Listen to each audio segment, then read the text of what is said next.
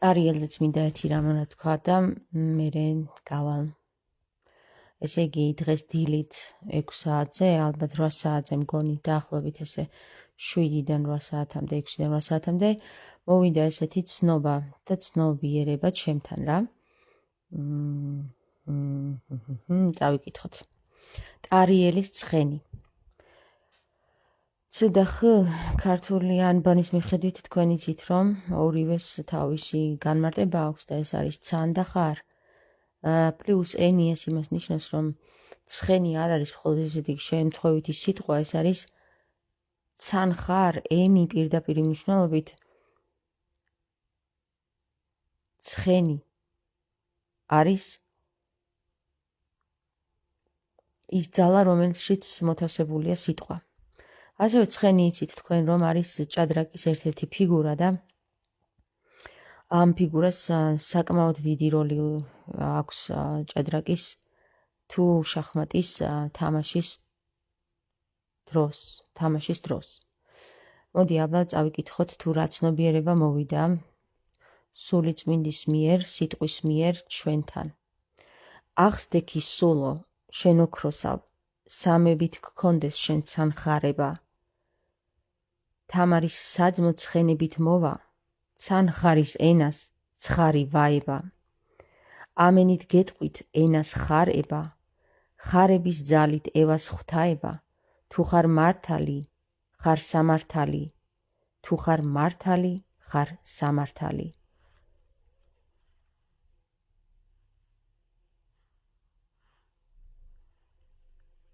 ამენის რთული ბგერათა წყობა, ენა ქართული, ამენით თქმულა, ენა ჩვენის, ენა ჩვენად, ენა ჩვენია, ენა ქრისტენსა, ენა ქრისტენსა.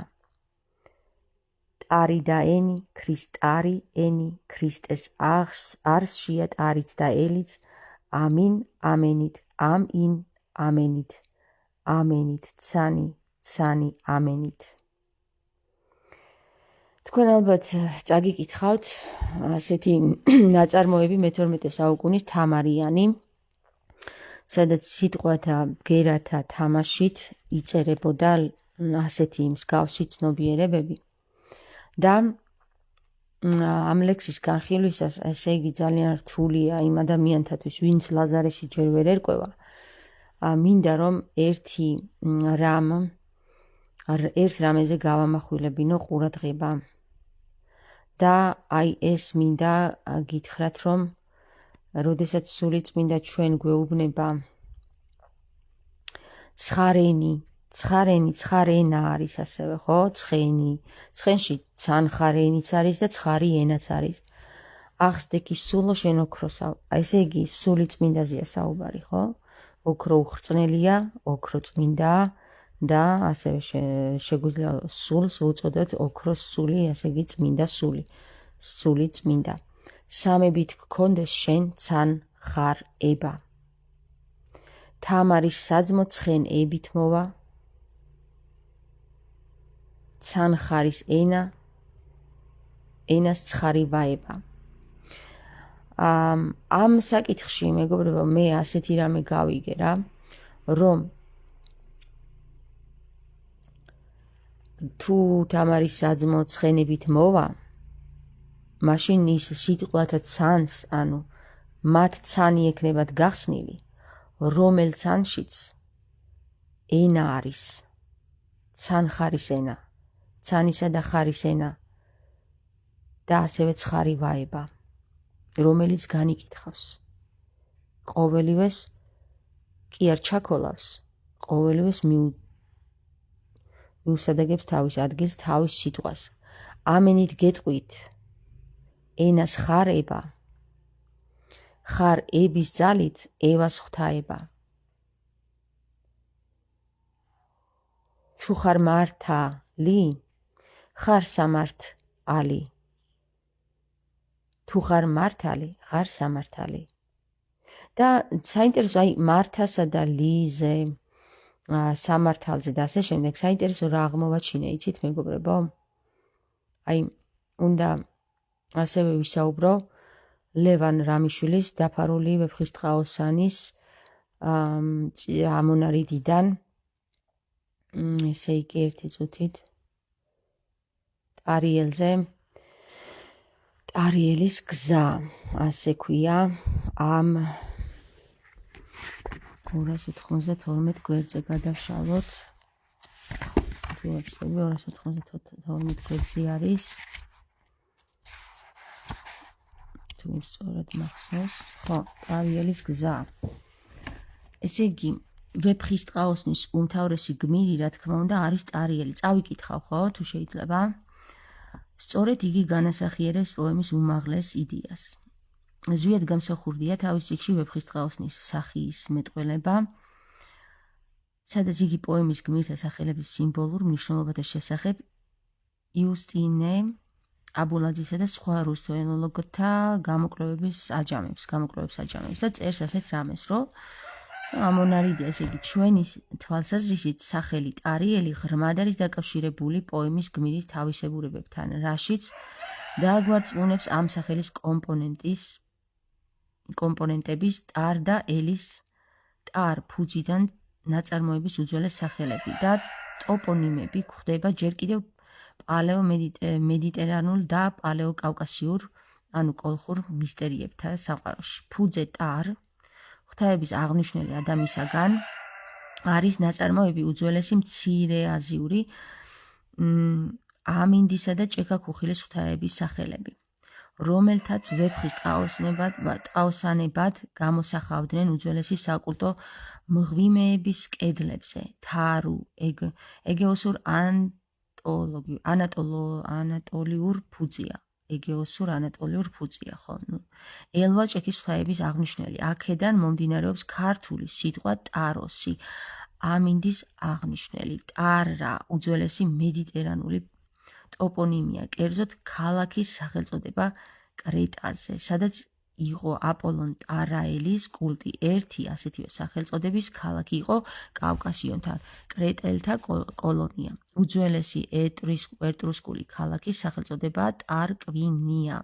ტარხუ იყო ლუვიური პანთეონის მთავარი ღვთაება ჭექა-ქუხილისა, ხოლო პროტო-ხეთურ ღვთაებათა პანთეონში ომის ღმერთის სახელწოდება იყო ტარხონი.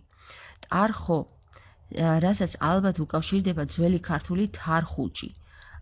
აქადურ ენაშიც ფუძე თარ ღვთაებრიობის აღნიშნელია, ისევ როგორც სიტყვა ილი, ილუმ, ილუ, სემიტური ლიონის მსგავსად. აქადური ფორმა თარამ ურას ნიშნავს, ღვთისათვის საყვარელს. თარამ ასევე ჩემი აზრით თარამ არის უკავშირდება თამარს რა. იმიტომ რომ თარამიდან თამარიც გამოდის, მაგრამ თამარი თვითონ სიტყვა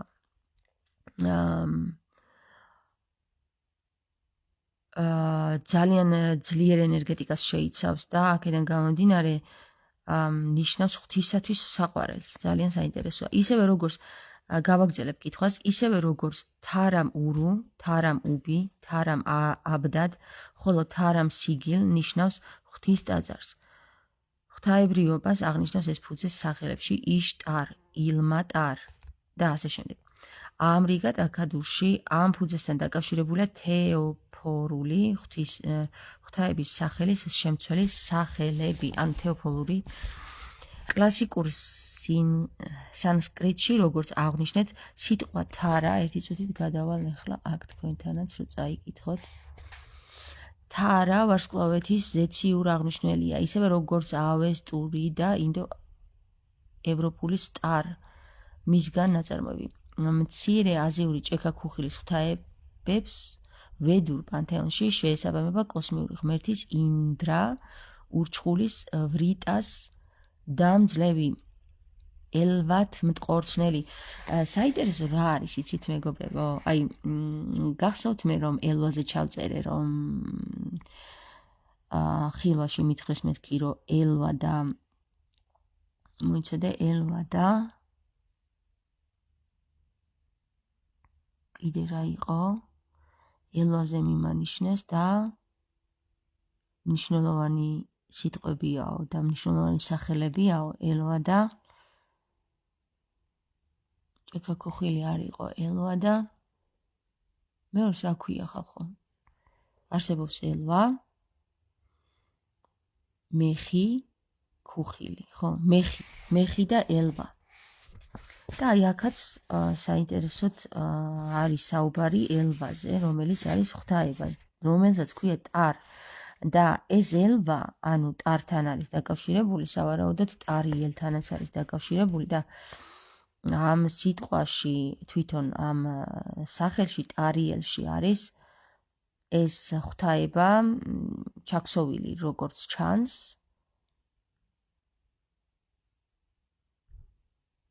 ხო, მივაქციოთ ყურადღება ყოველ შემთხვევაში. დავაგრძელებ კითხვას, ხო? ზედ გამსახურდია ეს პარალელები კიდევ დიდხანს გრძელდება, ამიტომ აქ მთელ ჩამონათვალს არ მოვიყვან. გამსახურდია ასევე აღნიშნავს, რომ სუფიურ ტრადიციაში ტარიქ თავისთავად ნიშნავს ხსნის გზას, დაკავშირებულია მედიტაციასთან, ჩუმფიქრთან, ბნელში მდუმარე ლოცვასთან. იგი მიზანიც არის და მეთოდიც ერთდროულად. საბოლოოდ, გამსახურდიას დასკვნით თარ ისა და ლის კომბინაცია გვაძლევს ტარიელს, საღვთო გზას, ღვთაებრივ ძეციურ საწყის, ვარსკვლავეთის ღმერთს, პანტოკრატორს, ანუ ყოვლად მყრობელს. ლოგოს, ღმერთს, მამაკაცს. ეს სახელი არის აგრეთვე სინონიმი მიქაელისა, ძალი ღვთისა, ფუძე თარ, პალეომედიტერანულ, პალეოკავკასიურ, მცირეაზიურ ენობრივი სამყაროდან მოდის და წარმოადგენს მისტერიათა საკრალურ სიტყვას, თეონიმს, ღვთაების სახელს, კერძოდ მცირეაზიურ ტარუს, ჭექა-ქუხილისა და ამინდის ღვთაების სახელწოდებას, რომელსაც ვეფხის ტყაოსნად გამოსახავდნენ უძველეს მცირეაზიურ, ანუ პროტოქართულ მისტერიებში და მისტერიებში სად არის საწავიდა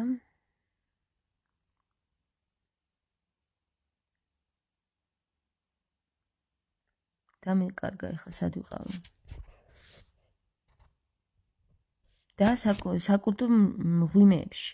აქედან წარმოდგა კაპადოკიური ენაში სიტყვა ტარხუალა, რაც ძლევას, გამარჯვებას ნიშნავს. ეს ფუძე პრესემიტურ, პრეინდოევროპულ და პრეკამიტურ ენებსა და ცივილიზაციებს უკავშირდება, ხოლო ხეთურში, სანსკრიტში, აქადურში და სხვა სემიტურ ქვეყნებში, ასევე სხვა აღმოსავლურ ქვეყნებში აქედან უნდა იყოს გადმოსული. ამრიგად, ამინდის და ჭექა-ქუხილის უძველეს მცირეაზიულ და მედიტერანულ ღვთაებას ტარს, ანუ ტაროს, შუამდინარულ, ძველ ინდურ, ძველ სპარსულ, ძველ ბერძნულ პანთეონებში შეესაბამება მარდუკი, ინდრა, რამა, მიტრა, ზევსი და სხვა მზიური ღვთაებანი და გმირები, ხოლო ქრისტიანულ ანგელოლოგიაში მთავარანგელოზი მიქაელი, პირი ღვთისა, ძისა, პანტოკრატორისა, ზეციური პირველკაცისა, რომელსაც სიმბოლურად მოსავს ფირმამენტუმი, სამყარო, როგორც ვეფხის ტყავი, ვარსკვლავეთი.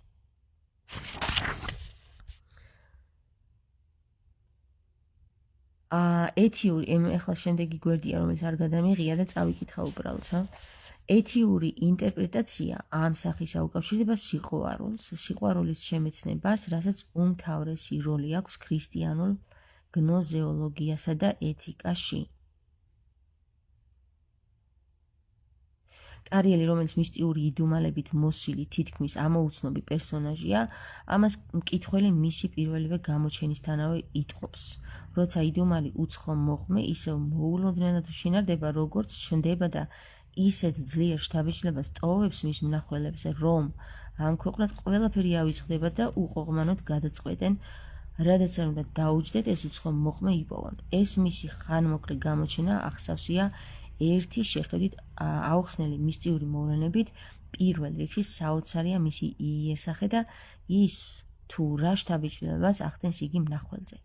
და შემდეგ არის აქ ნახეს უცხო მოყმე ვინმე ჯდა მტირალი წყლისა პირსა შავი ცხენისა დავითა ხვალონსა და ვითა გმირსა ხშირად ესხა მარგალიტი ლაგამ აბჯერ უნდა გირსა ცრემსა ვარდი და ერთ თვილა გულსა მდუღრად ანატირსა რა საინტერესოა ვარდი რაც შეეხება ვარდს მეგობრებო გახსოვთ რომ ამ წლის დასაწყისში მარტში ჩვენ ჯვრიდან რამდენიმე ქალბატონმა ვიხსენით ვარდი, რომელიც იყო ჩაკეტილი კოლბში და რომელიც დატყვევებული იყო ანუ ჯვრის მონასტრის მარჯვენა ფრთაში. საინტერესო ის არის, რომ ამ ვარდის დახსნის შემდეგ იწყება მთელი რიგი მოვლენები საქართველოში და მათ შორის ჩემს ცხოვრებასა და იმ ადამიანების ცხოვრებაში, რომლებიც ამ საკითხებზე ყურადღებით არიან და გამახვილებული აქვთ ყურადღება საქართველოს ხსნის და ვარდი არის უმაღლესი გონი, რომელიც არის სულიწმინდასთან კავშირში და ეს მისი სიმბოლური გამოხატულებაა, რომელიც ჯვარზე არის შუა გულში, ზედ გულზე მოთავსებული და ამ ვარდის ახსნის შემდეგ ჩვენ მართლაც ძალიან საოცრად და რაც არ უნდა სასწაულებრივად იყოს ეს დაკავშირებული ერთმანეთთან, ჩვენ ამავე წელს გვიცხადდება თამარ მეფის აკლდამის ადგილმდებარეობა. მართალია თამარ მეფის აკლდამის ადგილმდებარეობის გაცხადება ეს იმას არ ნიშნავს, რომ სწრაფად და იმ წამსვე გაიხსნება თამარ მეფის აკლდამა, მაგრამ ფიზიკურ ველში, ანუ ფიზიკურ სამყაროში ასტრალური სამყაროდან ჩამოტვირთული ინფორმაცია უკვე მოქმედებს და მისი ვითარება და მისი ხანგრძლივობა რამდენ ხანს გასტანს ფიზიკურ სამყაროში, რა თქმა უნდა იმაზეა დამოკიდებული თუ როგორ ფხიზლად არის და დგას ფიზიკური სამყარო, მათ შორის ჩვენი სხეულებრივი განხორციელება, რომელიც ხელს უწყობს ამ საკითხების გახსნაში. თუ კი ჩვენი სხეულებრივი განხორციელება სიტყვის მიერი სხეულში ჩამოტანილი ინფორმაცია არ არის თანასწორობაში და თანხვედრაში, რა თქმა უნდა ამას თავისი დრო სჭირდება რომ გასწორდეს, რომ სიტყვა ფიზიკურ ველში აიღოს, ესე იგი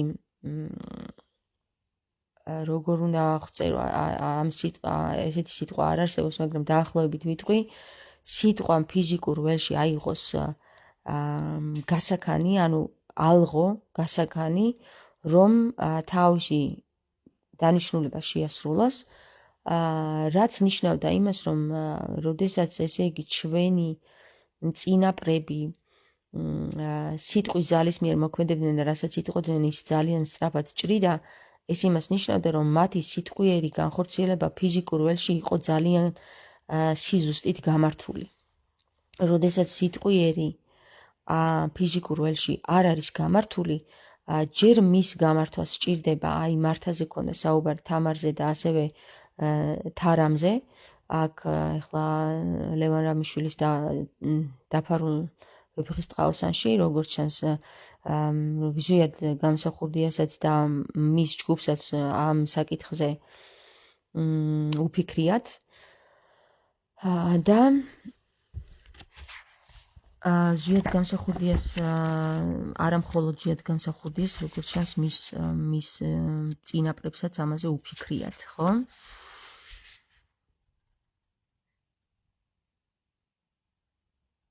და რატომ არ უნდა ვიფიქროთ ჩვენ დღეს?